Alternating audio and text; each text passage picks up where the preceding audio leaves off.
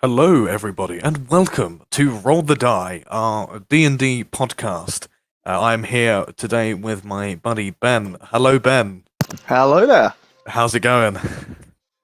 Yeah, not too bad, not too bad. Good. Awesome. Gotta Yes, we are entertain here. the lockdown somehow. Indeed. You know, it's been a long. I mean, we've spoken about doing a podcast for quite a while now. I think back before we started doing Ghost of Saltmarsh. Yeah. And now we're here. Well, I always wanted to stream it, really. Yeah. Just didn't have the tech.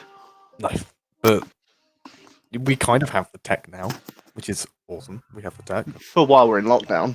While we're locked down, after that, when we start playing it tabletop again, it's going to be a little bit harder. Yeah. But yeah, welcome everyone, whoever's watching. I can't tell. But yeah, welcome everyone. So today we're actually going to go through some of our content that we will be showing you guys as some things that we've got behind the scenes ready and waiting, especially for next week. We have a few things coming, especially with the one-shot we're doing next week, which is going to be absolutely amazing, and you're going to be able to see that and have a little bit of fun with us as we play it. Ben, you can talk to us more about this and some other things. I know you've got some D&D stuff. Well, yeah. I don't really know too much about what the one-shot's going to be, because that's going to be my my friend from work, Charlie. He's one of our other players. He is going to be DMing that one shot. I am going to turn this music down because it's actually getting quite loud. So ignore the screen for the second.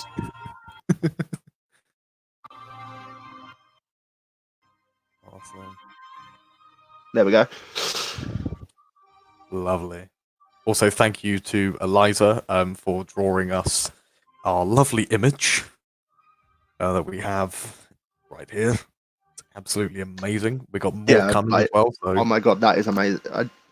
I was actually gobsmacked. Even before it was coloured in, and you just showed us the pre-sketch. The pre-sketch. Oh my god, that was amazing. Just wait until we actually have our full thumbnail image. This literally is going to be so epic. Though I'm staring at it now, and I do notice that the scroll disappears, sort of in that gap between the wings. Yes, it does. I can see that. Oh wait, no, actually, I can see that it's two different scrolls. No, ignore me. It might be two different scrolls. It is two different scrolls because I can see between the gap in the wing. Yes. Yeah. But yeah, going on what's been happening, let's be honest, it all started off as just a random one shot because I really wanted to play D&D. Yes. I was jonesing for D&D. I think most of us were, to be honest. I mean, I know I was. As you know, I mostly end up DMing for our group. So yes. It's actually been nice to actually play a bit as well. Yeah. So yeah, should we talk about that first adventure first? The first adventure. That was. I never actually named it, but in my head it was like. Was that the one we fought Labyrinth. The dragon at the end? Yeah. It was the Labyrinth one, wasn't it? Yeah, it was a Labyrinth one. The name of it was going to be like Labyrinth something, Labyrinth of something. Nice. It's a bit like Temple of Doom, like an Indiana Jones situation. Yeah, so because it was very ambiguous. So I'm just going to talk my thought process of it.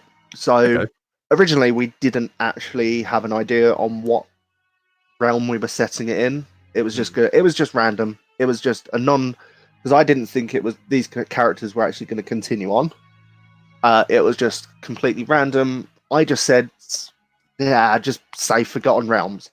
And then along came the second one shot, which we'll get into in a bit. And I actually decided, you know what? That's being set in Eberron. We're continuing some of these characters over. So, yeah, might as well just say, yeah, this labyrinth is in Eberron somewhere. Still didn't decide where in Eberron. It's just in Eberron. I mean, Eberron is a very, very big Oh my god, area. it's massive. It is Mm. massive. I remember the map from Ghost of Well, Saltmarsh campaign. let's be honest. Well, yeah, because I deviated from Ghost of Saltmarsh like after we'd done the first chapter. Yes. Um, but yeah, it has. You can either travel around it through airship or lightning rail, which is like a magical train powered by an air elemental. Which is how we're presuming that our characters get from each adventure to the next. Yes. But I'm getting ahead of myself. So yeah, that labyrinth. It was like as I thought of that. Most of those puzzles and everything I thought up on the spot. But Hmm. let's talk about the first puzzle, the one with the statues where it was Oh God. an elf. Wasn't it? Wasn't it? Did we kind of figure it out to be a Lord of the Rings kind of reference, but just without a couple of the actual items? I think Ben has died on me actually. No, sorry, I Ben was is here. briefly interrupted. Sorry. Yeah, But no, yes, it was a Lord of the Rings kind of thing that we kind of was unplanned, but plans. unplanned but planned. It's like I actually used that statue, putting the right weapons in the statue in campaign that I actually did back at uni, which the premise of it was based on, as you would know, being a you would know. I think I told you about it before, but we're both fans of this band, Glory Hammer, Of course. Space 1992. Oh yeah. Just I based the so instead of Chaos Wizard, it was a Chaos Lord. So they were just a collection of like evildoers. Yes. But And also, we've got Eliza, who's also a fan of Glory Hammer, because of myself. yeah, I've I'm actually converted the her one. by the Should power of probably mention that Beast. I'm the person that got you into it. Yes, no, I have said that. But I told the story of where we were sitting around your kitchen table on your birthday, and you were like, "You should listen to this song." Obviously, the first song being "Goblin King of the Darkstorm Galaxy." yeah, it's a good song. Oh, it is. There's not a bad song. But either way, we're getting beside ourselves. Yes, we are. The Yeah, so it was just a hash together Lord of the Rings reference. Just what was my clue? It was like let the Fellowship guide you forward or something like that. Yeah, so that's why we all And thought it was a the Lord of the point Rings was song. it was like there was a there was an elf, a dwarf, and did I say two humans? I think you did say two I did humans. say two humans because I didn't put a halfling in there because I didn't want to make it too obvious. And it was like a sword, a glaive, I think I said. The great sword glaive, Great sword, glaive, hammer, and a and a bow. bow. Obviously, being the one of the best quotes from Lord of the Rings, it's like, you have my sword, and my bow, and my axe. Yeah, because But instead of I the did, again, the hammer. I didn't want to make it too obvious. Mm. But then we kind of Um, picked it up at the end and was like, ah, it's this. yeah, that one you didn't require any hints for. No, we didn't. The other No. ones we did. The other one you did. Yeah, but that's like the third room on. The second room that you went down after going down a really long staircase was a room with Draugr, and Yorman, Ethan's character, decided to steal a sword off of it, I remember and that. it woke up. It was literally Three like of them woke Skyrim. up. It was meant to be like Sky. I had to fight. I went on to. I think it was on one of the D&D 5e wikis that there was Yeah. a homebrew. It was the homebrew wiki, and there was a Draugr on there because I could have gone on D&D Beyond to find one. It was just quicker just to type in Draugr 5e into Google and get that one. So I might translate that across to D&D Beyond if it's not been translated across yet. But I mean, I can have a quick look now. that was a tough fight. Yeah, That no, was that an was. easy but tough fight. Yeah. I feel like you had an easier fight with the dragon at the end. Oh, well, I think because two of us were flying. Yeah. That's what made it so easy. But yeah, after you did that room, you went down into the next room where it was like I can't remember the clue. Let life lead the way. Yeah, and we couldn't think, and then because You it was like couldn't, we and could not figure out that. every single wrong guess filled the room quicker and quicker with water. And but It did was one of us filling up. like wasn't the water really high up for one of us? Because obviously I can't remember whose the character is, but one of Charlie's us. a dwarf. Yeah, That's it. yeah. Charlie's character. I can't remember the name, but off the top of my head, but his character's a dwarf, so obviously the water was getting about 4 foot. Hmm. You guys had to roll for hints on that one, and Oh, I was we trying to rolled for make a the few hints hints. not too obvious. Yeah. I Um. just talking about drivers very quickly. I have actually found a homebrew stat block on D&D Beyond. Okay. It's Yeah. actually quite cool. It's a quarter challenge rating. A quarter challenge rating. I Hmm. can't remember what this one was. I think it was like more challenging because it could regen, it could still survive stuff. It had a lot of crazy stuff. It had the fear sort of thing that it could evoke into you. Yeah, Yeah, then you guys went into a labyrinth, of which Charlie had the great idea after just searching around of like actually casting fly on someone and mapping out the labyrinth. it was on me, Of wasn't which it? then I was like, yeah, it was. And then I was like, okay, here's the map. Yeah, then Your you send me character, the your map and I had characters, to yeah. draw it. I made you physically work out the map. Yes, that was quite painful Yeah, because I I bet. was looking at it and then my eyes were shifting, so it was making more than one of the image. So it was like I was like, Jesus The Christ. original labyrinth I had was a lot bigger than that. But then I thought, nope, that's too big. Hmm. I had to count out the square because each square was 20 feet. So I had to count out the squares. You guys encountered a mimic during it. And then there was a dragon flying up above that I think almost went for you while you were in flying. You could It hear did it. because the wing, I could hear the wing very close to my location while I was in the air. And And you got obviously to the end of, yeah. And I did the you bad guys thing of kind bringing of, it back. I almost downed you guys with that dragon's fire breath. Hmm. I just couldn't get you guys, yeah. It wouldn't be the first time that a character of mine met its demise from dragon breath. No. Because in an old campaign, when I played a character called Splint Tanglewood, Oh, I remember you um, telling me about them. literally got absolutely burnt to a crisp. Yeah, but you guys It, got like a lot of good. I've still not made up some of the magic items that those characters would have had. yeah. Um, I mean, let me have a but look at you guys my got. character sheet for this one because I think it tells me the gold that we got, and we got quite a lot of gold. You did. I did say that you got like thousands and thousands worth of gold because Got, it's a dragon's horde. Of course, you're going to get oh yeah, shed ton of gold. it's like the Cole Taroth from Monster Hunter.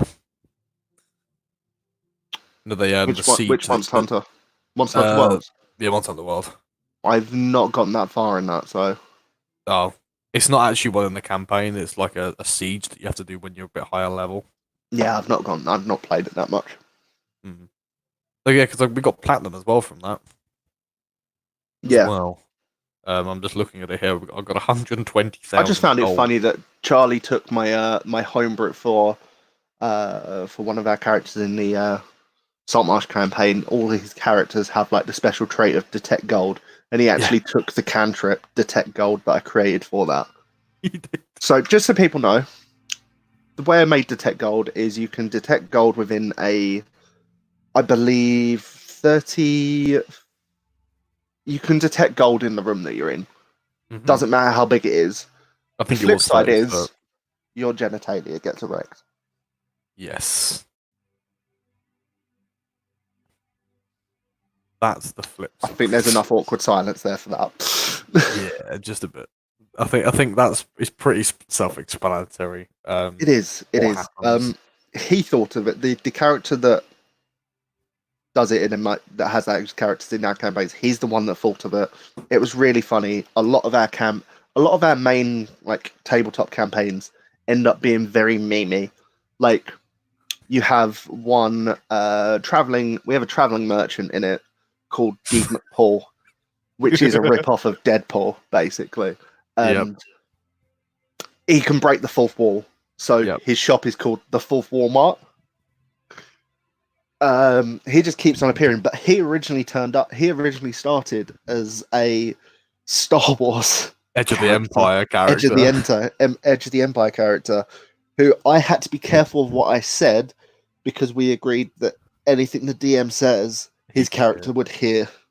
And it's like I remember I gave away a clue accidentally, and it was like, oh. Yeah, I remember one point where you were talking about initiative, and obviously Ant can hear you, and Ant was like, "Guys, we're gonna be rolling something called initiative," and we're all just looking at him going, "What the fuck's initiative?" Like in our characters. Yeah. Yes. Because we all just like kind of just looked over him and was like, "Are you okay?" I love the way initiative works in that game, though. Oh, it's brilliant. Because it depends if you've got the drop on someone or if they've got the drop on you. Yes. I just completely remember that entire campaign was just full of copyright infringement. It was one session. Yeah. It was one session.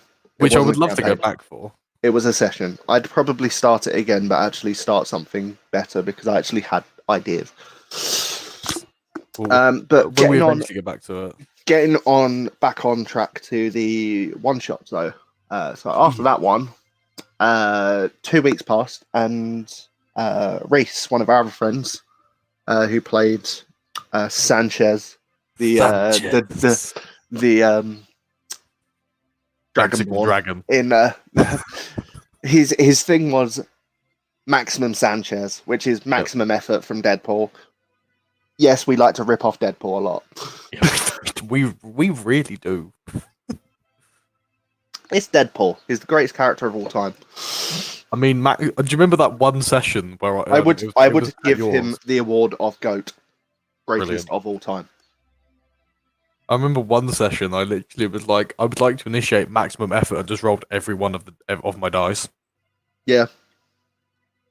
Didn't count to anything, but I just did it for bants. It was for the bants. But yes, so Reese rolled a campaign, and I actually got to play for once in a while. So some of us made new characters. Me and Ethan, who played Yorman, made new characters. You made a new character, correct? I was a rogue. Yes, you was a rogue. Named Shire. My ability was when I go and sneak someone, I go, Shire surprise. We meme a lot. Yes. But yeah, I played a fighter, a changeling fighter, but not just any fighter. We found out that the subclass is actually really broken. Yes. Well, it's broken, but in a balanced way. I mean, that's like most things in D&D. Yeah. It's the lovely Echo Knight from Matt Mercer's guy. What's it called again? Explorer's Guide to Wildmount. I just had to dig the book up. It was just on my floor. You've got the book, haven't you? Yeah, I got the book. I got it on D&D Beyond and in real life. I get them both. You get a discount now on all books, didn't you? Because you bought the Legendary Collection. Yes. Not to plug D&D Beyond, not to brag, not to plug D&D Beyond because it's not a sponsor. I should clarify that we are not sponsored by D&D Beyond. I just wholeheartedly believe that they are one of the best platforms for D&D related stuff. I remember my first time using D&D Beyond, and I was not like, sponsored. What the fuck is this? And now, like, I think I started using it last year. This is my first year actually using D&D Beyond, because where I was kind of playing like campaigns, obviously. Well, I used to do everything paper-based. I did. And then I started watching Critical Role, and they were plugging it, and that's another great thing to watch, Critical Role. God bless you, hashtag not sponsored. But yeah, and then I just sort of looked at it, tried it out, and it was like, oh my god, this is actually really, really handy. Just because it has everything in one place.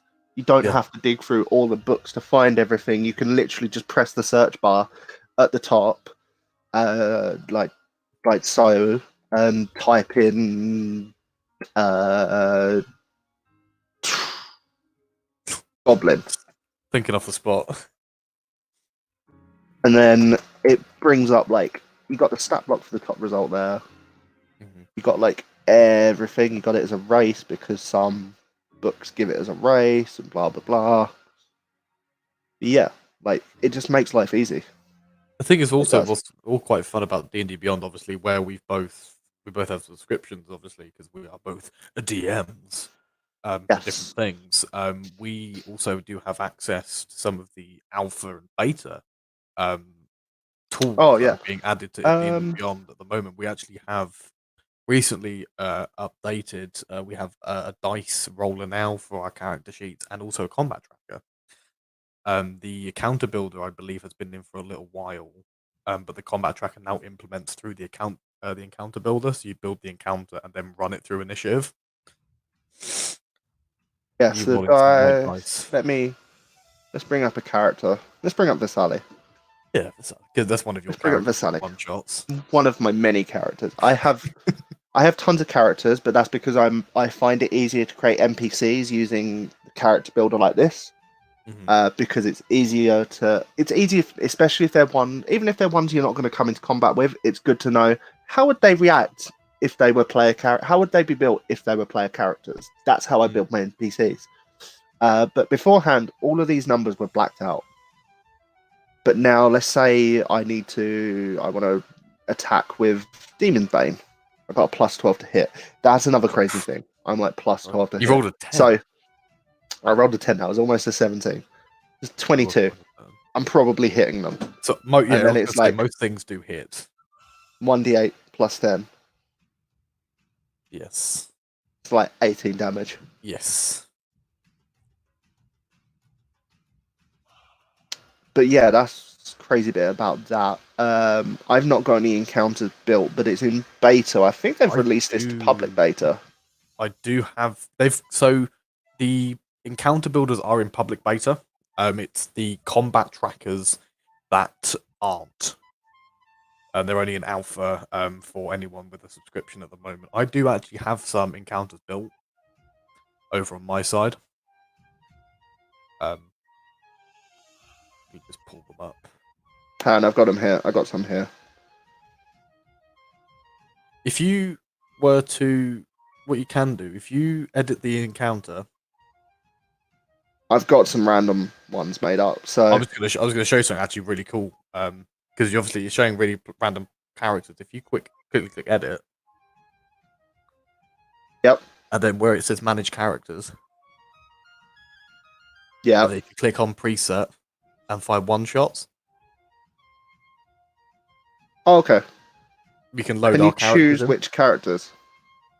So you can hide the character sheets from the difficulty thing. Okay, gotcha. So say for instance, I didn't want to use Shire. I can literally just click that and take that off.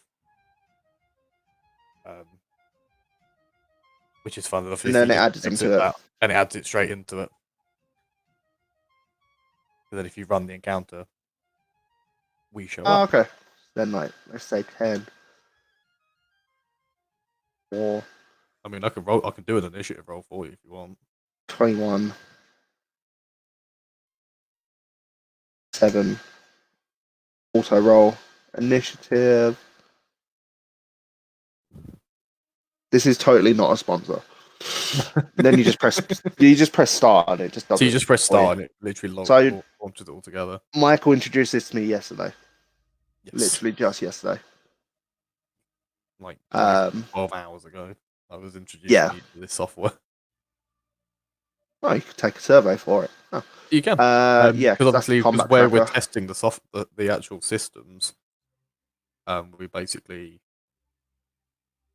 are the front runners. I guarantee, I'm not being funny, this is working amazingly even in alpha. Yeah, no, fair enough. But back on track to the one shot Ethan, not Ethan, Reese ran. We had new characters. He was actually really glad that my character has a lot of. So it's not dark and brooding. She just has a dark past because her family meddles in the dark arts, and she just hunts. She's a demon hunter. She is by trade. So that actually gave Reese a lot of fun stuff to play with because he realised that when I told him that, he was like, "Huh," and then he thought to himself, "That actually works really good for me." Yeah. But either way, that went a lot longer than we thought it was. Oh, that was like nearly an 8-hour session. Yeah. Oh, we should say first one we started off at level 7. 7. Is it 7? Yeah, oh no, it was 7, wasn't it? Because we stayed at level 7 for Reese's one. And then we leveled up. And then we leveled up 2 levels. So to level 9. But yeah, Reese's one was funny. For ease of the next session, so I actually got a shield guardian as a companion, so to speak. But I left it with my character's sister just to make life easy for us in the next one shot. Otherwise, Charlie would have to do a hell of a lot of balancing.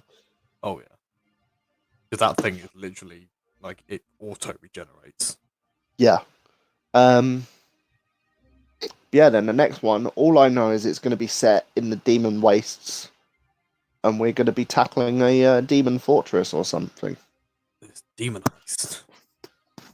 It's gonna be like Shadowkeep from Destiny. We're gonna go in invade the Scarlet Keep. Yes, that'd be funny.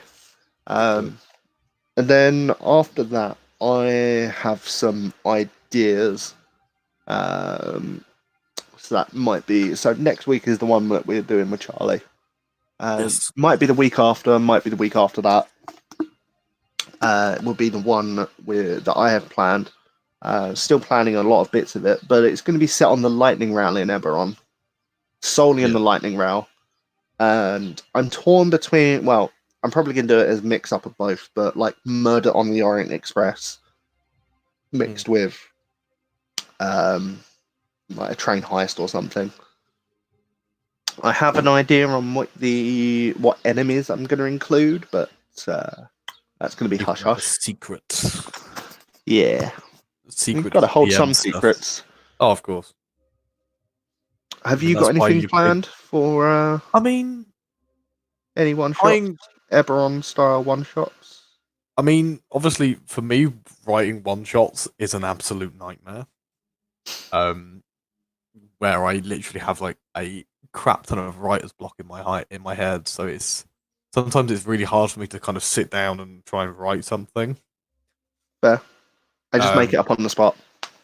That's how most of our sessions go. I make it up on the spot.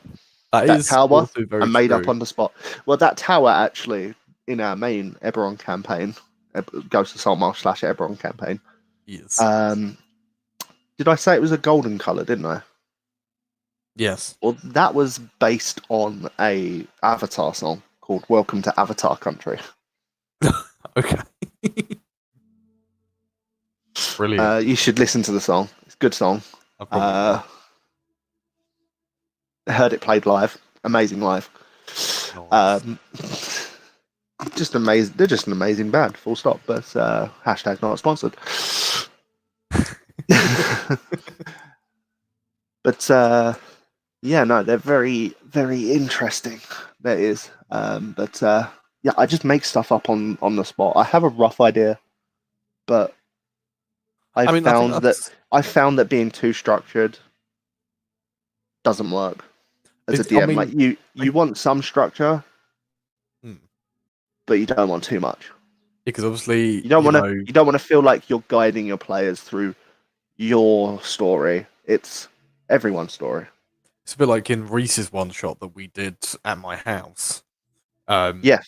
Where we just set fire to a supply room. We set fire to everything, mate. That is true. I mean, both me and you were just hurling fireballs and lightning. Yeah, and we worked out that that's actually going to be like a part of the campaign, our main campaign's past. So you'll probably encounter my Minotaur Wizard again as the Grand Eternal Archmage, Apocalypse. Yeah, of course. Yeah, I remember that. He's a good guy though. He has a horrible name. His name is Apocalypse, but he's He's a good guy. actually a good guy. Like Brilliant. legit. I might as well just show like I made him level 20. Of Level course. 20'd him up. NPC him. And like look at these stats. Like Is that just plus crazy. 20 to Arcana? That is a plus 20 to Arcana. Jesus. Yeah. I mean, But that's I've level because 20'd my so obviously I have the normal character sheet for Angus McFive. like And I his also built a level 21. have you seen what his spell save DC is? 24. Jesus. And his spell attack is plus what? 16?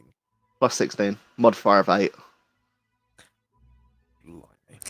I'm guessing you've taken on some extra feats than some of the stuff that you've given him at tutor. This is his. So this is a moderate. This is so you've got the robes of the Archmage. Mm-hmm. This is a homebrewed adaptation of it. Okay. So it requires attunement by a level 20 wizard. It gives. I'll get into that bit at the top there, but to explain, the elegant garment is made from exquisite cloth of golden color and adorned with silver and ruby runes. You gain these benefits while wearing the robe. If you aren't wearing armor, your base armor class is 15 plus your dex modifier. You have advantage on saving throws against spells and other magical effects. Your spell save DC and spell attack bonus each increase by 2. You gain +5 bonus to intelligence and wisdom, and a +5 to the maximum, so it increases the maximum that it can be by 5 as well. You gain true sight up to 30 feet, which means you see all. True sight is bonkers. It's crazy. It's awesome. Just to show what true sight is. Monster with true sight can, out to a specific range, see in normal magical darkness, see invisible creatures and objects, automatically detect visual illusions, and succeed on saving throws against them, and perceive the original form of a shape changer or a creature that is transformed by magic. I can also see into the ethereal plane within the same range. Once per day, you can expend the one and only charge on it to reset all your spell slots and re-prepare your spells. And the charge resets each dawn. You can cast detect magic at will. You're immune to being charmed and are resistant to attacks from non-magical weapons. You can understand, speak, and write all languages. And you gain expertise on intelligence arcana checks. So that's why it's a +20, because he gets double proficiency. No. So yeah, crazy. I mean, I'm just looking at my because obviously I had a little mess around with making Angus McFife level 20. Yeah. And I think I've got a pretty nice build. I've only put 4 levels into Bard and 16 into Fighter. Yeah. I mean, +11 to hit with the Glory Hammer. I mean, it's pretty good. Pretty cray-cray. Pretty cray-cray. And I have a +12 to Initiative. Nice. I haven't leveled up Vasali to level 20 just to see what I'd do. But Echo Knight gets very cray-cray. Oh, yeah. But I mean, even my health is like in the 300s. I took some extra feats. No, that's crazy. Either way, shall we get back on track? If there was a next segment that, back to the one-shots. So that's what's coming in the one-shots. So Charlie should be next week. That should be quite fun. My one should be the week after. I've got 2 weeks off of work, so I've got a lot of time to plan. not nice. I would have originally been in Madrid for a stag do. Oh, but obviously Yeah, quarantine. quarantine. Yay! But hey, we Yay. played D&D instead. Yeah, yeah. Um, yeah, that's pretty much it with the one shots. It's kind of turned it's kind of turned into a campaign of one shots. Oh, it has, because we're kind of linking them together, and we have the Yeah, same characters. yeah. I mean, I think it It just made more makes it sense. fun. It makes more sense. It Yeah. means we can play higher level characters without having to like think too much. Hmm. Because we can fight higher and horrible things. I mean, we've got a whole team of Well, how many don't of get us me are wrong. now When we go GM? back to our main campaign, you are level 5, level 6. So Yes. I can still start throwing stuff at you. Hmm. Um, and you guys are going to be like in the Talienta Plains in Eberron, which does actually have dinosaurs. Oh yeah. So, Because I have a bit of an not to idea spoil for a that, but one for, shot. just so you know, no, I will be throwing a T Rex at you guys, and you will be getting offered a Triceratops like a Triceratops pulling a cart as transport Nice. by Deed McPaul Oh for god. like He seems pretty shady. how He's like much? Tom Nook. For 2,000 gold. I mean, that isn't too bad. No, no, but he will also like identify objects, magical objects for you. Um, you can pay 9,000 gold and do a respec ritual, which I will let you then re-roll each of your stats, but you have to keep the new number. Oh god. So it's a risk versus reward. Yeah.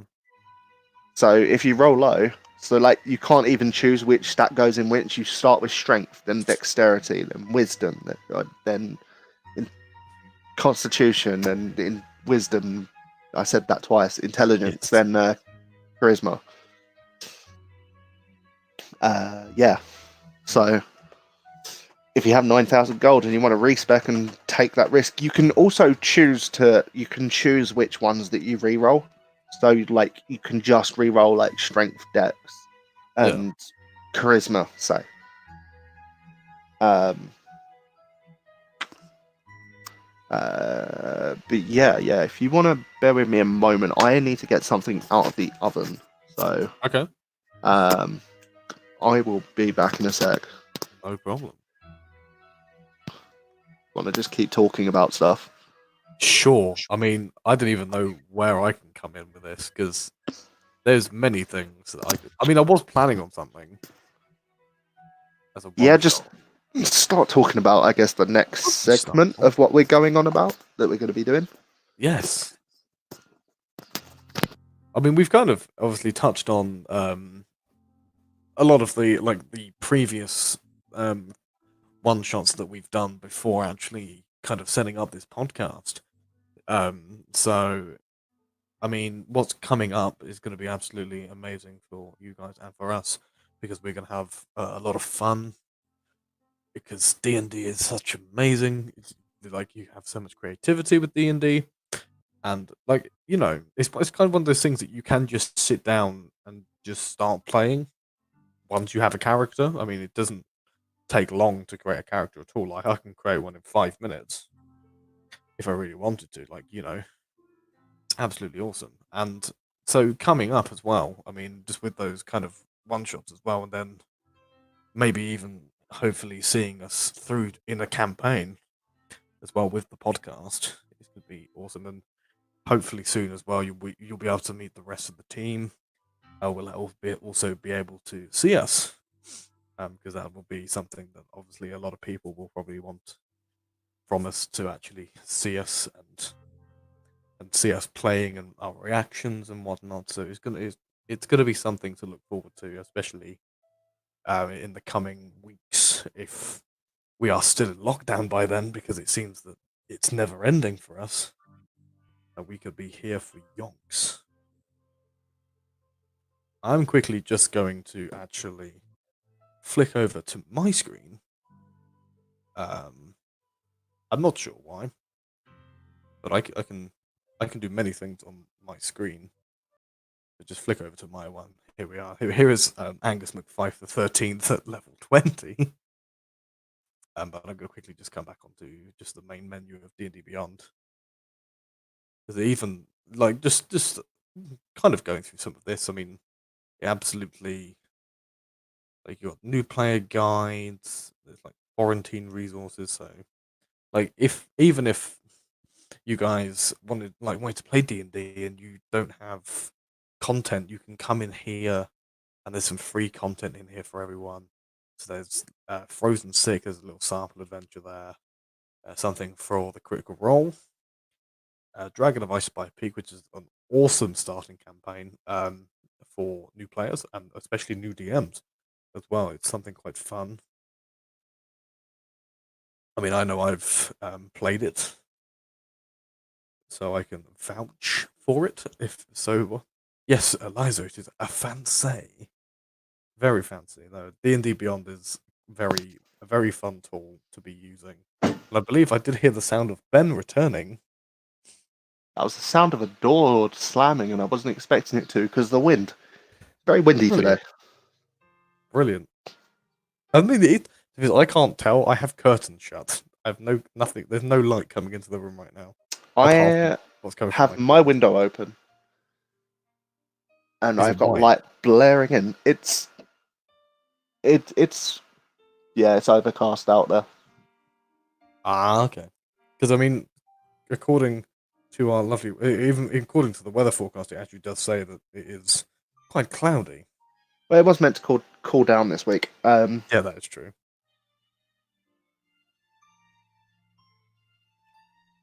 Yes. Are you alive, Ben? Yeah. Evan, Sorry, I lovely. was just checking comments. Checking les commands. It's still just Eliza. Just Eliza. It's just Just, Eliza. yeah, just Eliza. We were meant to have Ethan in on the podcast as well, but I'm presuming he must be busy with some work that he's got to do, either uni work or I think it might have been uni work. It's either uni work or work. He had a Yes. lot of editing to do. So. I know he said, uh, because we was in a Discord call last night, I know he said that he may be able to join us today because he get quite a yeah, bit of work done yeah. last Well, time. we would have been able to do. We might have done the thingy today if I think Reese was doing a stream with someone. Yes, I think he was doing a charity stream. Yes, charity stream. He was doing a charity I stream. think We Charlie should was have just asked for the busy. link for, so we could have tuned Yeah. in that as well. Let me see if he's online. That's a good idea. He's not. Is he streaming on Twitch? I don't know. Unless it's not his account that he's Yeah. streaming from. Good God, no. But yeah. So you were just talking about the free content that was on there at the Yes, moment. I was talking about the free content. I'm going to switch back to my screen again. I was going to say I'm on it for you. Just then we can still have the music in the background. That is true. We always like the music. Where were we on? Quarantine resources. Quarantine resources. Because that's where some of the free I content. like that they've done that. Like I noticed that, and it was like, yes, D&D Beyond. Yes, this actually looks better than it does on like last time I looked at it. I was on the actual mobile page of it, so all of this still works on mobile perfectly. It just looks a lot different. Yes. I mean, I was talking about Dragon of Ice by a Peak as well, which is one of the available adventures on the Yes. quarantine resources until March. Sorry, not March. May 28th. So we've got another 18 days. But I actually all of own this. the book. Yes. So if you notice, that some of them as well are like Forge of Fury Adventure. I own that. Like all of this, like the Frozen Sick is just like those first two, the Frozen Sick and Wildmount Darkstar, like just free sample for all. Like that's just gonna stay there. That's just gonna stay free for everyone, I think. Yes. But I already own a lot of this because I own every single book on D&D Beyond. And I will have a if you notice when we are sources. Mythical Odyssey of Theros is coming soon. If you have you Um, pre-ordered that? I have not. I'm going to wait till I Because get paid we because I've got a get few it early Kickstarter things that I'm. It comes out on June 2nd for D&D Beyond. It does. for D&D Beyond. It comes out at the end of June for the main book, but the actual Yeah, physical book. the physical concept book. Yes. But yeah, as you notice, discounted price, legendary edition. That's why. Oh yeah. So I did want to talk about this because it was like we're in this book. We'll immediately unlock some art stuff. Um, so we both played Magic the Gathering. Of course. This is what this is based on. Yes. Um, so I'm imagining, like as it says, we're going to get some new races such as the Leonin and Satyr. So Leonin are like lion people, basically, and everyone knows what a Satyr is. Of course. It's our good friend Phil from Hercules.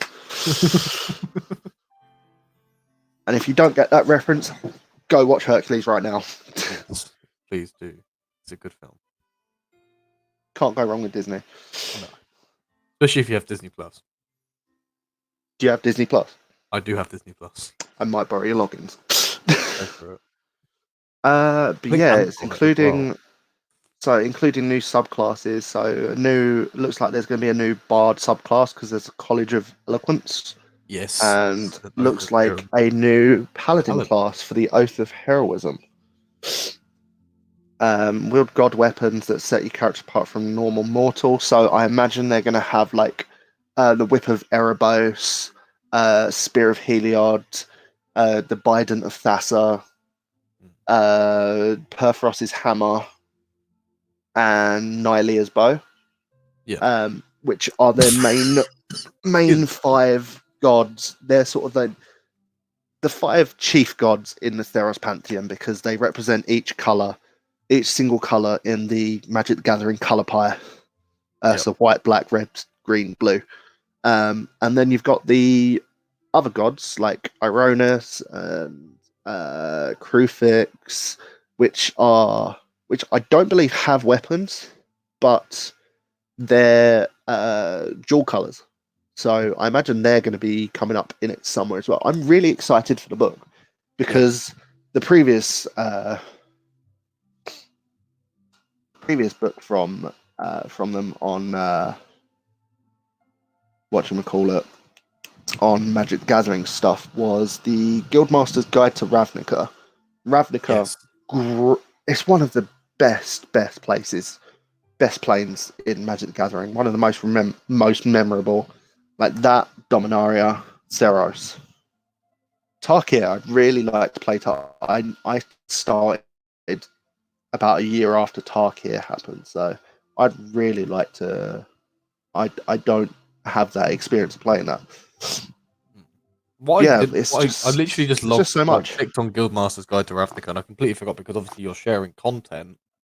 I can look into the books, Yes. which is obviously amazing. Acquisitions Incorporated is very interesting.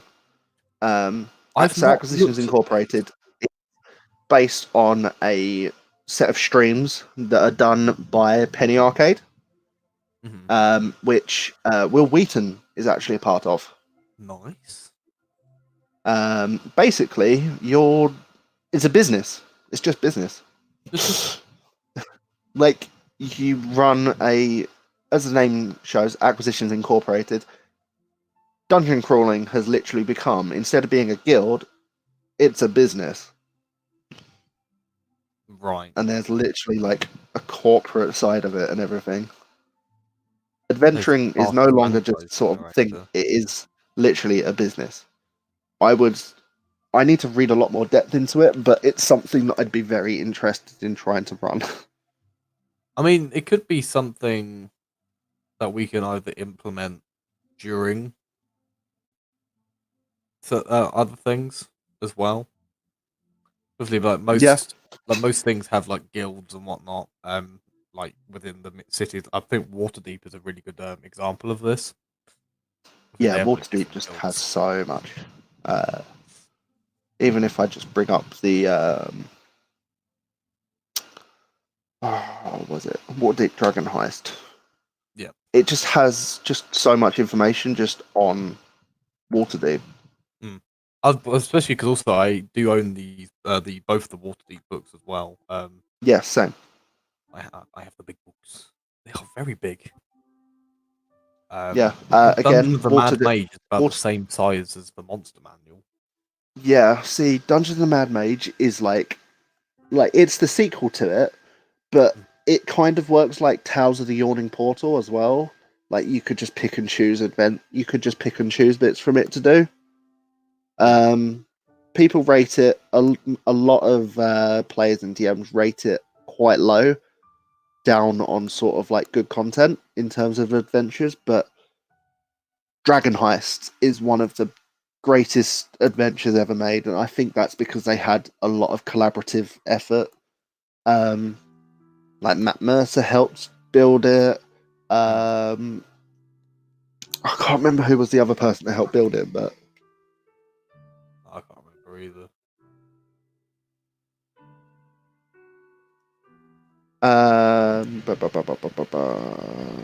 Ed Greenwood helped build some of it as well. Yeah, but Matt Mercer, Charlie Sanders, Mm. yeah. So it had a lot of big names helping that. But yeah, so it'd be interesting to do it. But yeah, D&D Beyond, just great resources. New player guide as well. They have, Yes. No, I which is did great. send that over to Eliza actually because Eliza has actually never played D&D before and is actually participating in her first session tomorrow. Oh, oh Uh, yes, the session that you're running. I'm not running it. Oh no, you're I'm playing a playing. part of it. Yeah, Ghost of Saltmarsh, isn't it? Yes. Of which you already have to try and not meta. Oh yeah. I literally Rose is like, you better not start doing things. It's like, oh, I'm just gonna completely screw with you. The thing is, because our group is so memey, there's probably a lot of things that you're just sort of like not too sure. And also, you turned up a bit way through it, didn't you?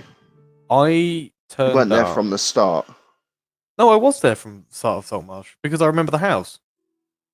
Oh yeah, you was. Yeah. It was Waterdeep that I came in late for Yes, that was the one. because I'd like then to rerun Waterdeep or play I'd in it. like to play Rerun the Waterdeep. I don't know if I'd want to DM it or if I'd want to play in it, but I kind of want to do both. But Yeah. I find that when you DM a venture, it ruins playing it. Yes. But the good thing about Waterdeep, it differs depending on which your villain is, depending on the season that you're in. But yes, the new player guide is really helpful. You notice even on the front page, they're always adding new stuff for like DM related new players guide stuff. There's a lot of good articles to Try read. tactical combat. It's just if you're just getting into D&D or considering getting into it, 100% just read the new player guide. Oh yeah. Because I never actually started playing D&D until I went to D&D wasn't even actually the first RPG I played, funnily enough. But I didn't start playing RPGs until I was at university. First one I Yeah. played was Edge of the Empire, which is why I know the system so well. Hmm. Because I spent 2 years just playing it every single week. Hmm. Yeah, we had a 2 year campaign. God, that's something that I would like. We did it sort of like every week, every other week, best we could, and yeah, it was great. But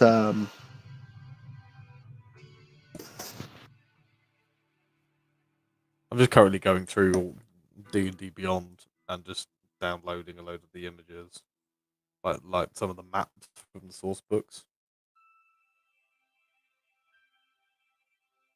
but while we're on D&D Beyond and stuff, it actually makes creating homebrew stuff actually so much easier.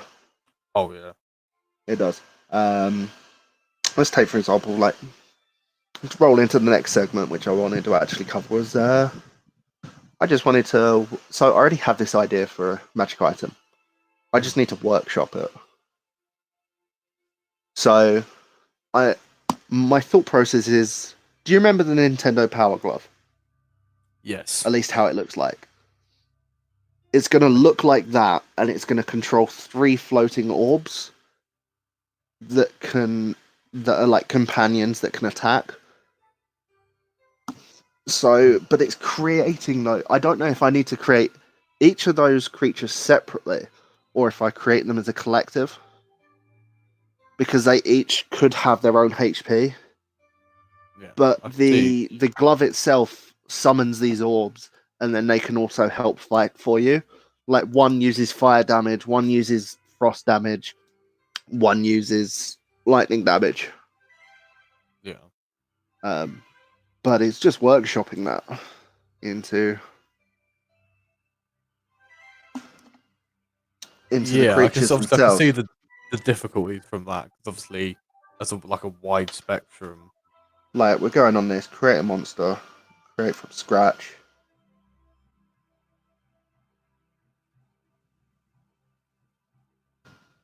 Oh, I was also going to have it like so, because in my mind it seems like an exact thing like an artificer would have created.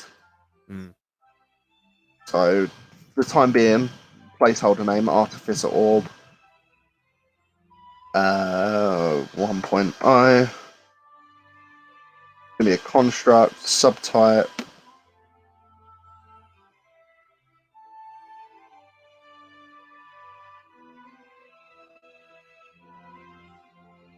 Construct. Small. So 3 of them can fit in your 5x5 square. So I'm going to say they're tiny. Yep. They're small/tiny. Small, because small is like half of a medium square.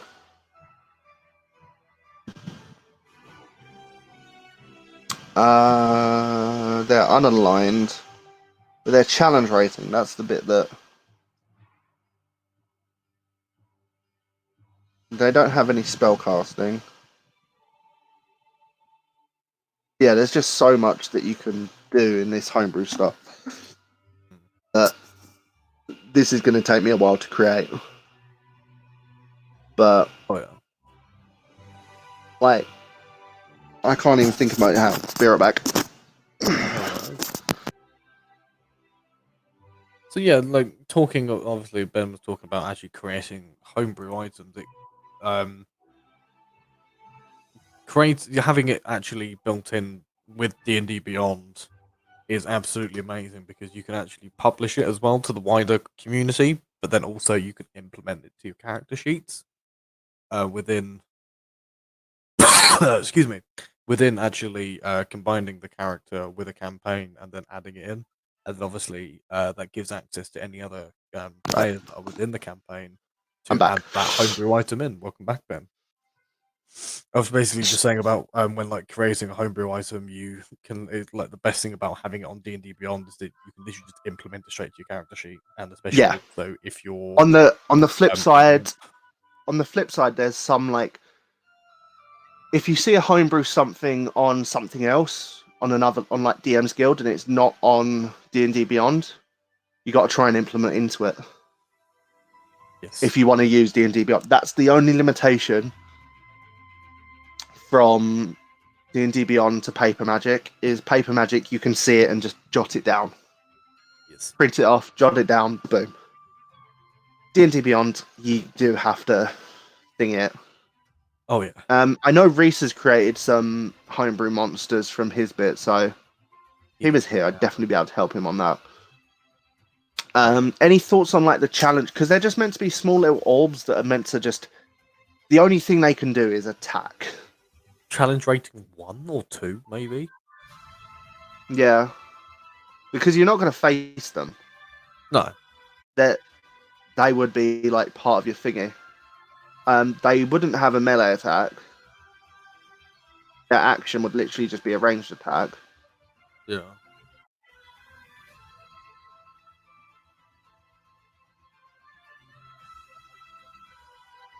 Um, their armor class, I don't imagine they're going to be that hard to hit, so it would be like a 10, Yeah. if that. Armor class type, natural armor. Yeah, it's not based on anything. Natural armor. Has lair, no. Is legendary, no. Hit points, die count.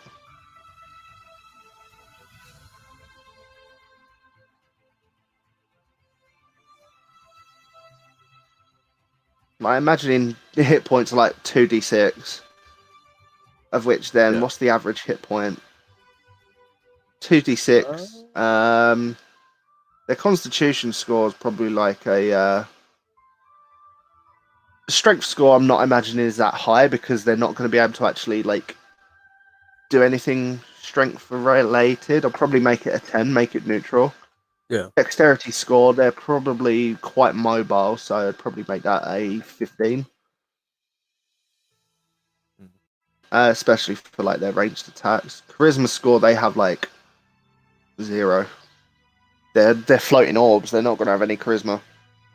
Can you imagine a charismatic orb? Hmm. Constitution, probably about 13. Yeah. Intelligence, again, they have to be controlled, so 5. Yeah. No, that works. Um,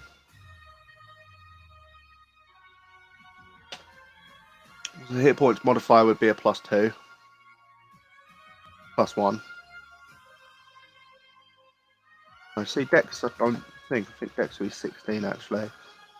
That'd be 15. Half it. -5. Down to 2. Wisdom score, perception wise, probably about an 11. Yeah. Does that seem well rounded? It does seem rounded. I mean, a like a perception level.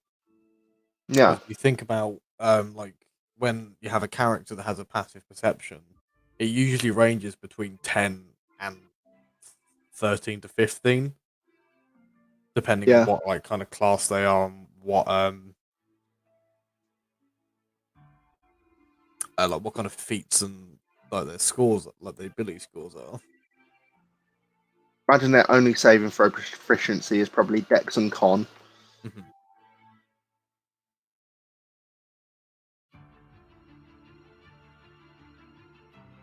It's going to be immune to poison, immune to prone because it's a construct. Mhm. I'd need to actually get up a construct to actually see what types of immunities they tend to have. Let's have a goosey.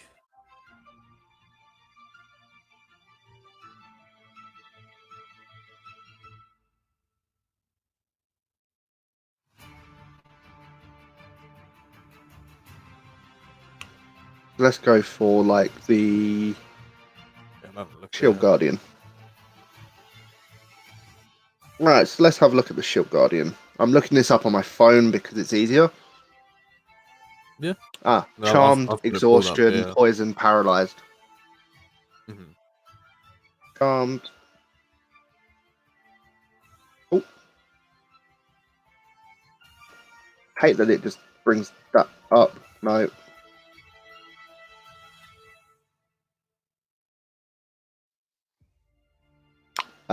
It won't be able to be blinded.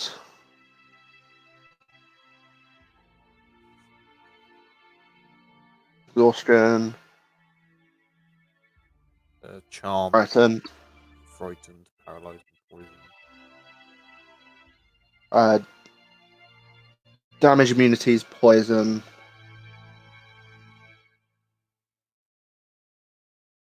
That's it for damage Because it's a immunity. construct. Is Uh,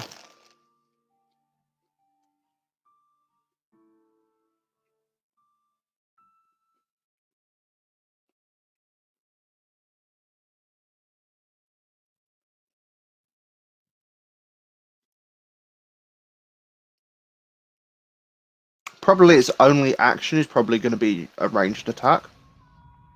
Mm-hmm.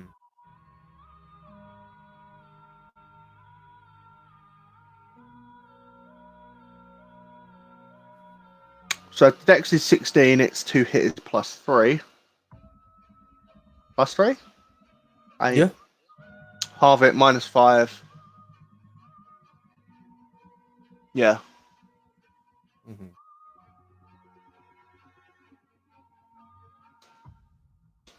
What do you reckon its range would be? I think because obviously, what kind of Max thing 30. is it using It's like a melee? little. No, it'll be a range. It'll be a bot that fires a laser out its eye. Probably 30 feet. Or what you could do is go off the spell off of Ray of Frost. I think that's 60 feet. I'll do 30 feet, max 60 at disadvantage. Yeah. One target.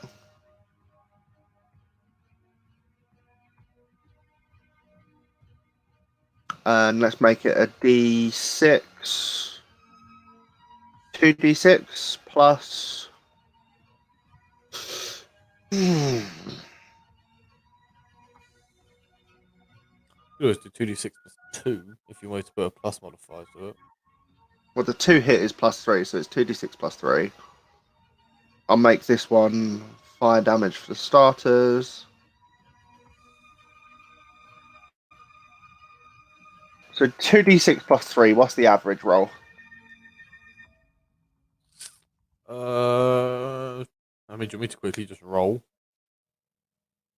2d6 and see what I get as an average? So 2d6 +4 is an average hit of 11. Yeah. I'm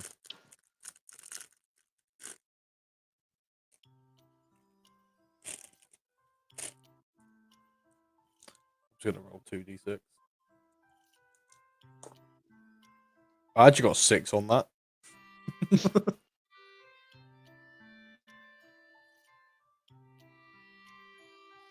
I think that's a pretty weak roll, actually. Rolling for, like, damage. But then again, it's a small orb.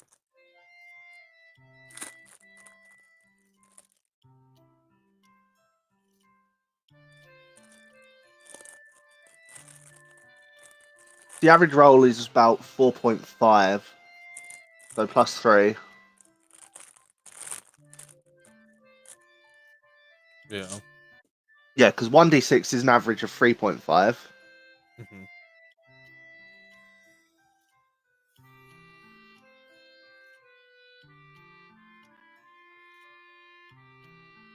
This music is really peaceful. That's why I chose it. It kind of sounds a lot like Dragon Quest.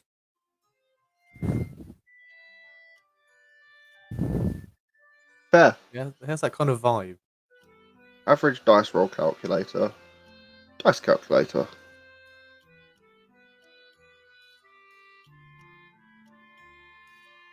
+3.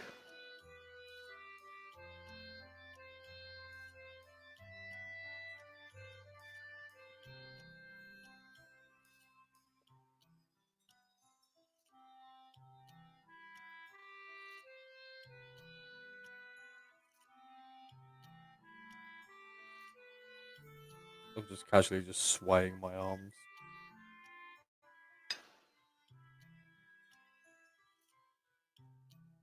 There we go. RPG math calculating the average dice roll.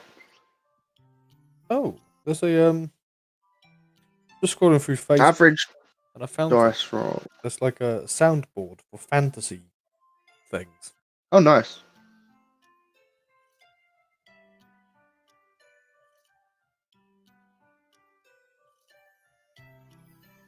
So 3.5. So if the dice rolls average about 3. If we say averaging 3.5, 4.5. So let's say 8 damage. Yeah. Because 3.5 is 7. If 7 plus 3, so the average would be 10, yeah.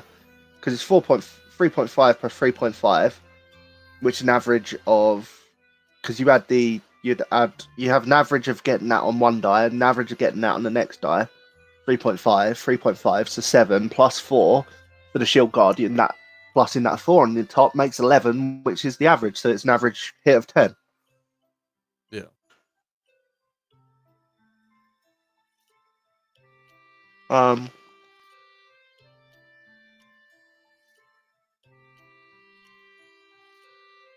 Has no special traits.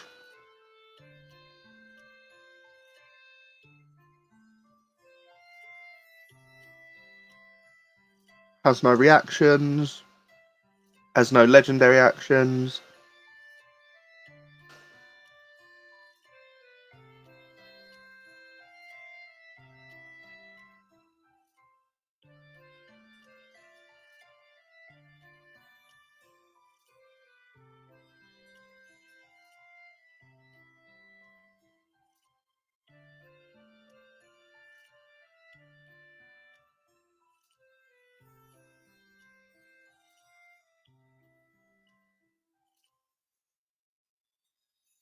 The concentration.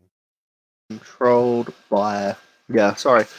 Yeah, so it's a floating orb with laser array created by a wise and powerful artificer and controlled by the glove of power. Not to rip off Power Nintendo Power Glove. Has no layer actions. I'll see how this looks after. Yeah.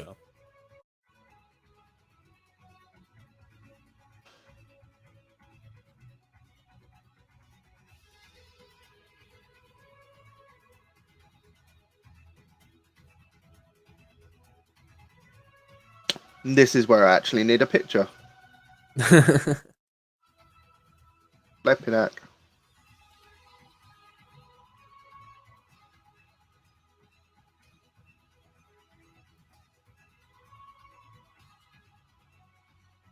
Yeah, photograph.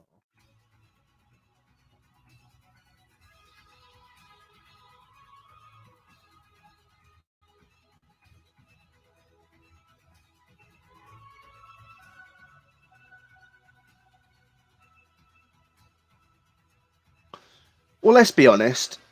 What are those eye things called in Halo again? Oh Christ.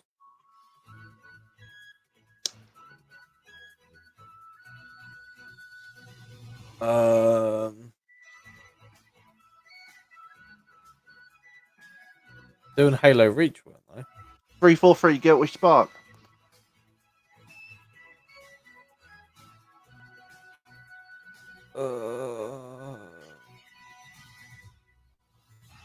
I can't remember. It was 343 Guilty Spark. I literally typed in Halo floating orb. Okay.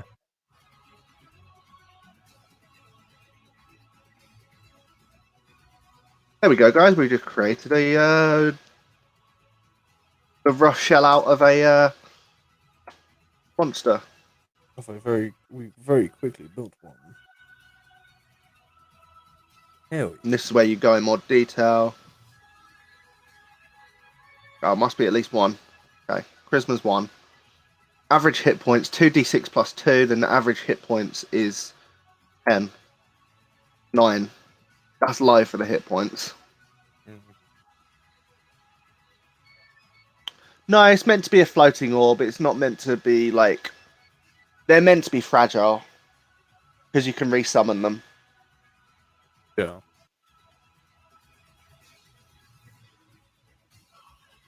Passive perception is going to be a 10.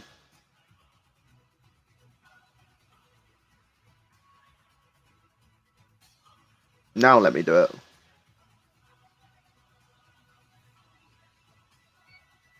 I want to see how this looks. Okay.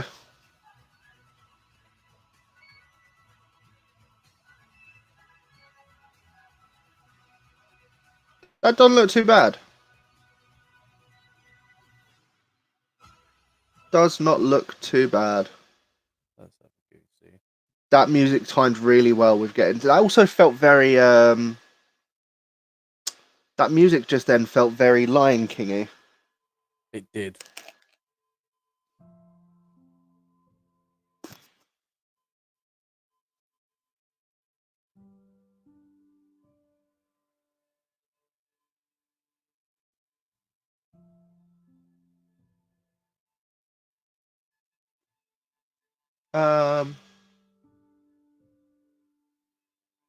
Movement-wise,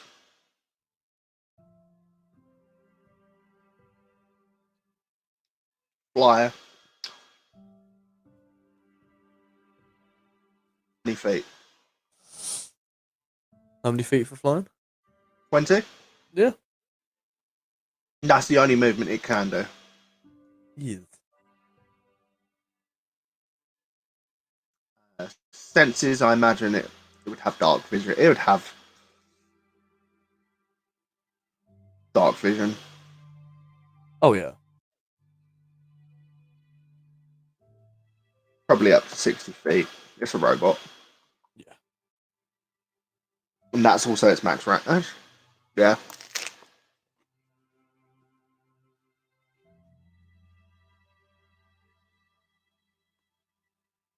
No skill bonuses. It's gonna know all the languages.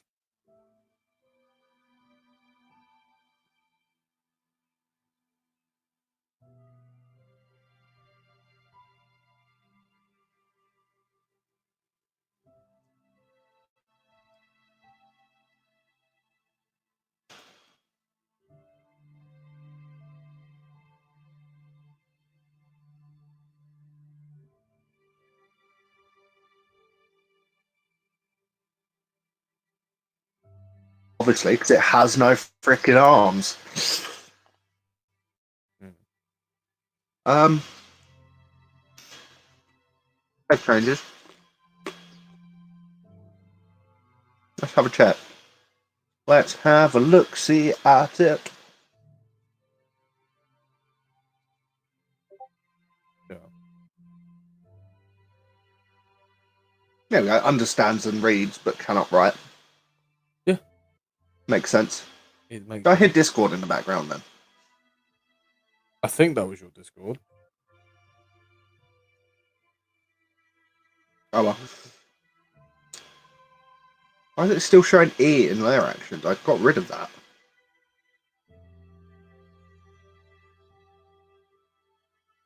There we go. There we go. So we made a. I'm not going to make the thingy of it. But that is how. But all I need to do something. is copy and paste it, and like 3 times, and then boom. Hmm.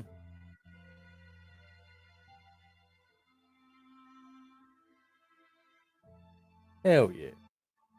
Alternately,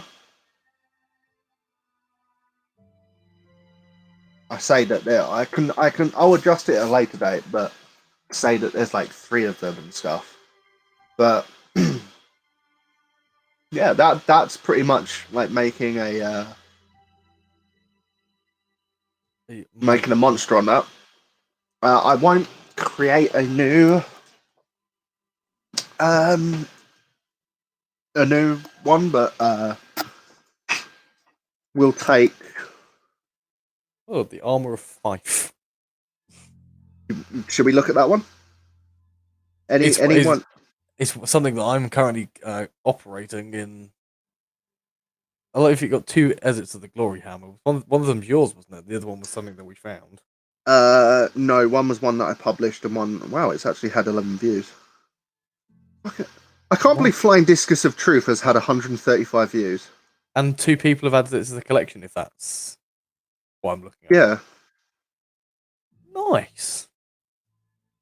I mean, 2 3 people people have have added. Glory Hammer to That's 2 or 3. us. Oh, that's us. But 3 other people have added it to the published one. Yeah. Something 30 people have viewed popular. 30 people have viewed my Chaos Blades, which I made very. So I made a Kratos character, hence the Chaos Blades. But he was based off of, and also Guardian Shield. That's obviously the shield from the latest God of War. I say latest, 2018, was it? 2017? Couple years ago. I haven't got it on that page. I just made the Leviathan axe. Let's have a look at this one. Necklace of Kings. Because this is interesting. This is that necklace that Drago picked up. Ooh.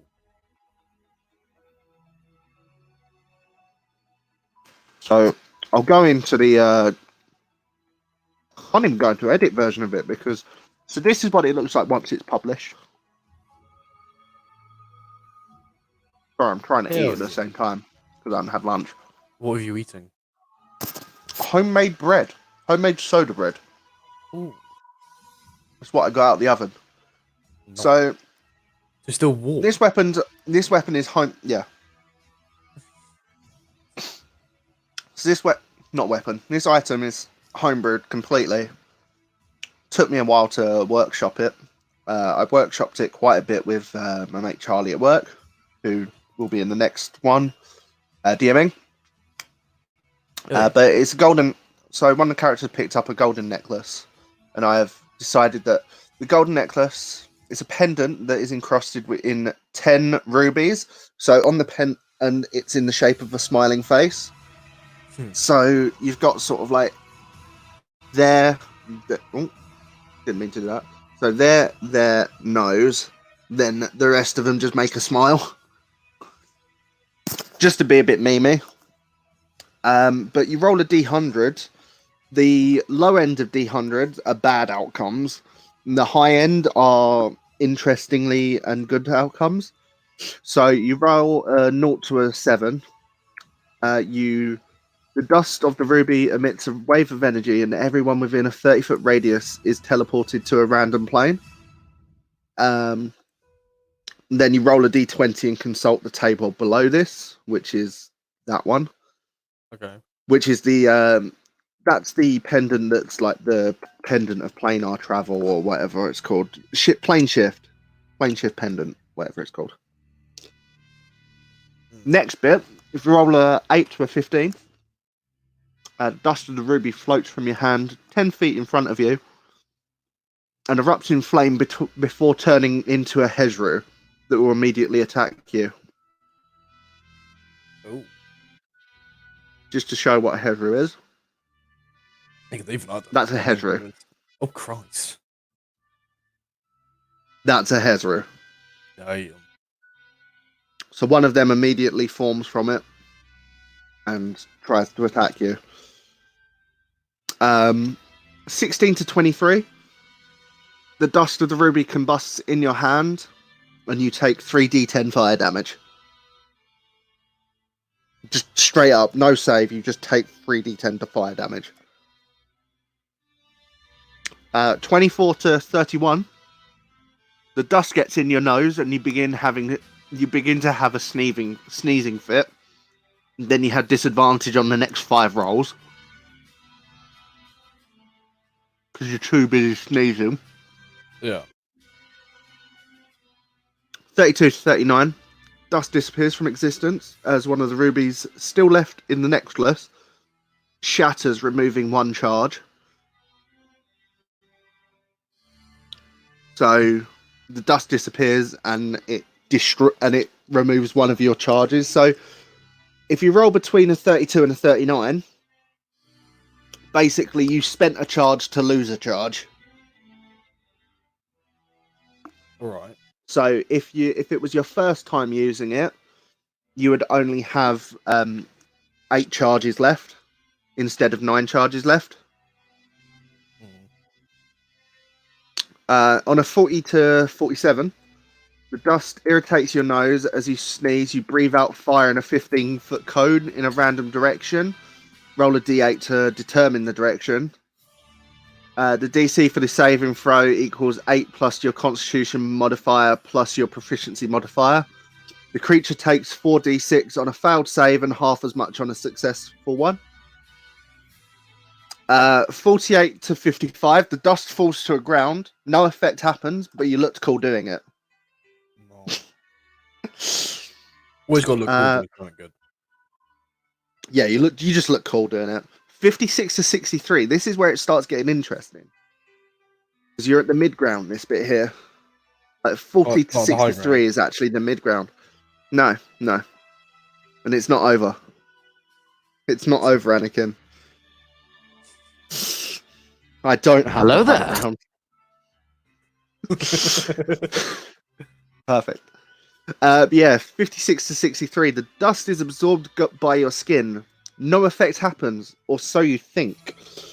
But you've now contracted lycanthropy, and you become a were-rat. And each night you'll need to make a con save DC 14 to resist transforming into the were-rat form. If it's a full moon, you'll transform regardless, so refer to lycanthropy in the monster manual. Yeah. 64 to 71. Dust glows and floats onto your cheeks. You cast water breathing on yourself. Nice. 72 to 79. The dust begins to shimmer in your hand, and you cast haste. Mm-hmm. 80 to 87. The dust floats and then combines back into the form of a non-magical ruby gem worth 150 gold pieces. Ooh. 88 to 85. The dust gives off a bright light before being absorbed into your body.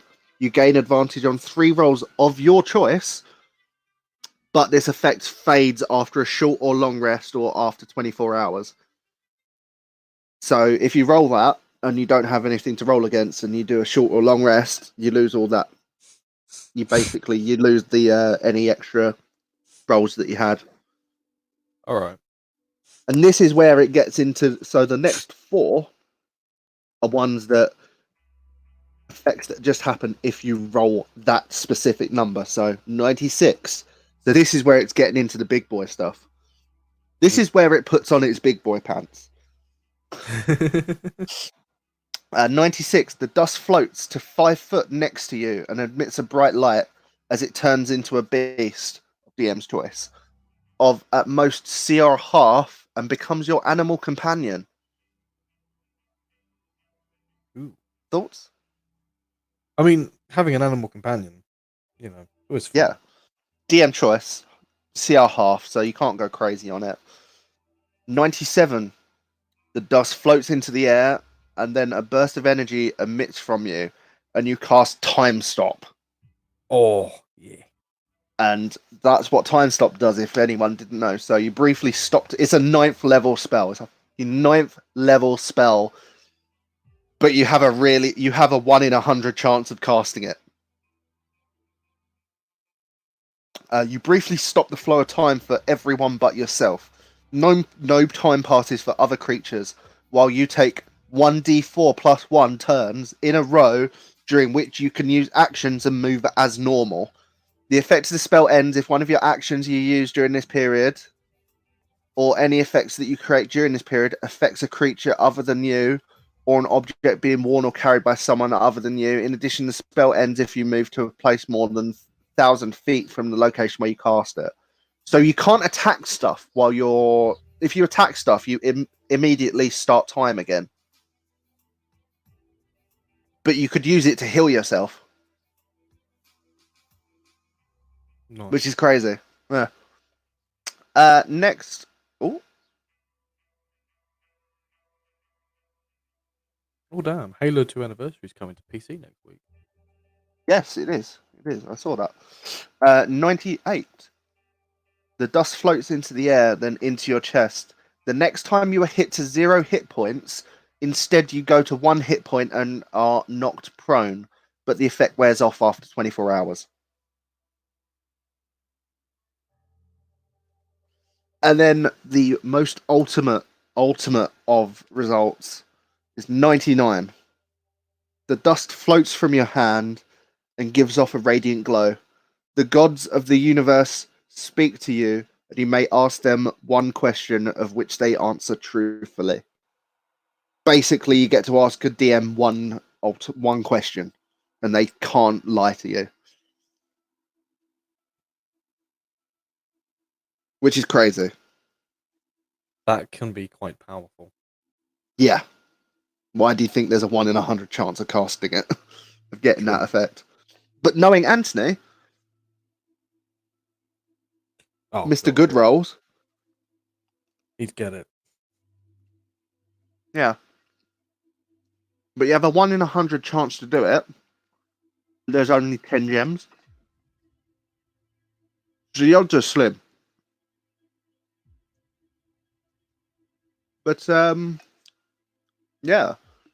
That's like an introduction into like how this can be used to create magical items and other homebrew stuff. Anything you want to talk about further I with what's can't. going on, what the podcast's going to be doing and stuff? I mean, as a base level, obviously, we're gonna be playing D&D. Well, duh. Because it's being a D&D podcast. I mean, most of it at the moment, while we're in quarantine, obviously, it's a little bit easier for us to do it over a computer and just have everything. Yeah. Especially with D&D Beyond having that, we had Discord. We now have. Well, we use lovely. D&D. To be honest, we use D&D Beyond in our home game anyway. Yeah, because I know I use it, especially with my tablet. Yeah. It makes life a lot easier.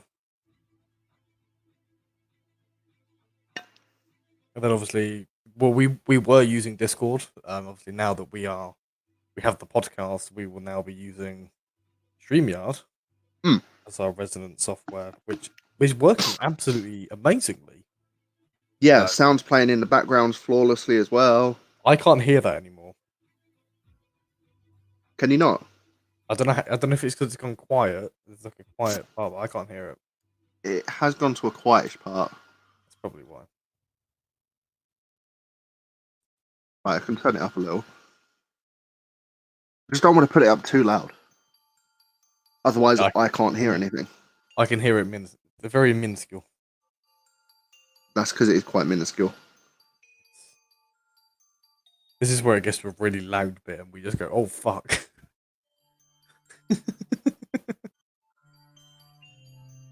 This is where I just turn it up full blast. Can you hear it now? I can definitely hear it now. That's the reason why I didn't put it up too loud. I just wanted it sus in the background. Nice. Yeah, there's not much else to really talk about. No, pretty much covered of what's going to happen. I can't think of anything else. Obviously, this episode is going to be much shorter than our normal ones because normally our, as we've seen, our one shots tend to last a good few hours. But obviously, we're just discussing sort of the stuff that we're using for the one shots, what basically they're going to be. But yeah, expect the one shots to at least like every future podcast episode to be a good few hours long. So definitely worthwhile. Just the sort of thing that you'd listen to while driving or while like just in the background, just background noise. Yeah. Obviously we got some like video bits like that, just showing you how D&D Beyond is working, but normally I don't think that would be. We would literally just have our character sheets up. Yes. So don't expect us to be screen sharing much on that. We haven't been. I tend to like using music in mine. I don't know what others are like. Reese wanted to a little bit, but it wasn't working properly. It was too loud. Because usually we'd use Fredboat on our Discord. But we don't have access to that now because we're on different software. But I think we definitely covered everything we want to talk about for this week. Covered everything that we could talk. It might have gone on a bit longer. Would Ethan have been there? Mm-hmm. So, is there anything else that you'd like to talk about? I can't think of anything. I think, as you've said, we've pretty much covered everything that we wanted to talk about because we had like a kind of pre-broadcast kind of chat, and we have gone through everything. And let's be honest, we knew this wasn't going to take ages and ages. No, and all that. The longer podcast sessions will be when we actually play D&D. Yeah. So, All I can think of is, have you got your bloody Xbox yet? I have, but Good. I don't have a working controller because my controller keeps warping. You knew what my next question was going to be. What? Begins with a W, rhymes with porpone. Begins with a W, rhymes with yes. Warzone. Yeah, I mean, what I but can always do is hook up a keyboard and mouse to the Xbox. if you want to play some after we've done Yeah. this, but I think we might covered even- everything. So, you got anything you want to say for closing us out? Thank you for tuning in. Yes, thank you very much. Thank you Well, actually, for I'm being spammed doing with this. messages right now. Ben, very quickly, Yes. while I have you here. So Eliza was listening to Hoots Force, obviously, that very Yes. well-known Glory Hammer song, and she said, and then she also listened to Drink by Elstorm. I think you've listened to that, right? Mm-hmm. She thinks they sound similar. Your perspective of this? So I said I'd go to a third So opinion. the lead singer of Ailstorm is the Is the guy keyboardist that of writes Glory Hammer. Well, he does And write. He writes the music He writes the music, yeah. because that's what I said to her. Because I still have a strong belief that it's legendary I think it's legendary enchanted jetpack Mm-hmm. that has like a really Ailstormy kind of beginning. Well, let's be honest, they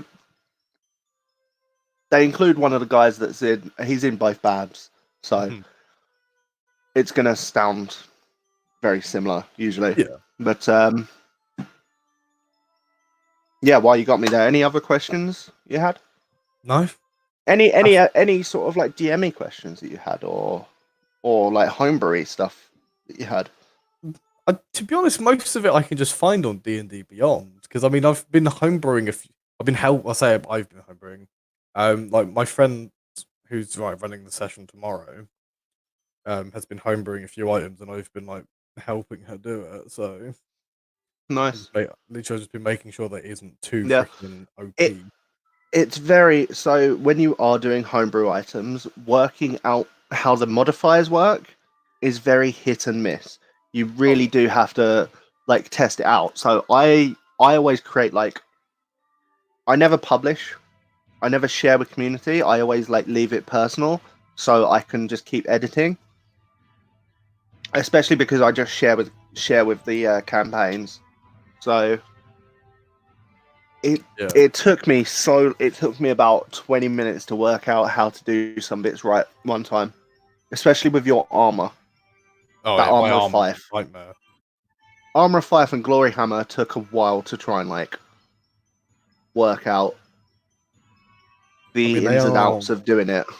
They are things, obviously, because It was literally with the hammer, casting fly on their cells. This can be cast 4 times per turn. It's trying to work out like how to do it correctly. Obviously, I haven't done that in campaign session yet, so it's going to be quite a bit of a surprise for Yeah, everyone. all you have to do is press one of the charges on, click on the item. Like I can literally show you right now. You know, because I saw the charge. You have to click into the armor and then do it. Yeah, you have to click into the armor, and then just click one of the charges, and then just press one of the charges. Say that you're using a charge, and be like, "Yeah, cool." Literally, I'm not going to say what it does. I'm literally when I tell you what I'm going to do, I'm going to use a charge. Yeah, and everyone's going to be like, "What the hell is he doing?" you probably best say because you have a charge on your hammer as well. I'll just say armor charge. Armor charge. Just gonna Hammer charge and armor charge. Yes. Yeah. Glory charge. But yes. Glory charge and life charge. If you've got no other questions, I guess we should wind things down. We should wrap this up. Wind it down. Yes. Eliza, you're probably still here because represent. Thank you so much for watching, and anyone else who's tuned in, or if anyone else watches after the stream, thank you for watching. It's gonna be the next few weeks are gonna be fun. I'm looking very well forward to it. So yeah, thank you very much, guys, and we'll hopefully we'll see you next week, and we'll have the full team. Yes, very indeed. Very true indeed. Awesome. Again, I'd like to say thank you as well. So thank you and goodbye. Thank you, Ben. Goodbye, everyone.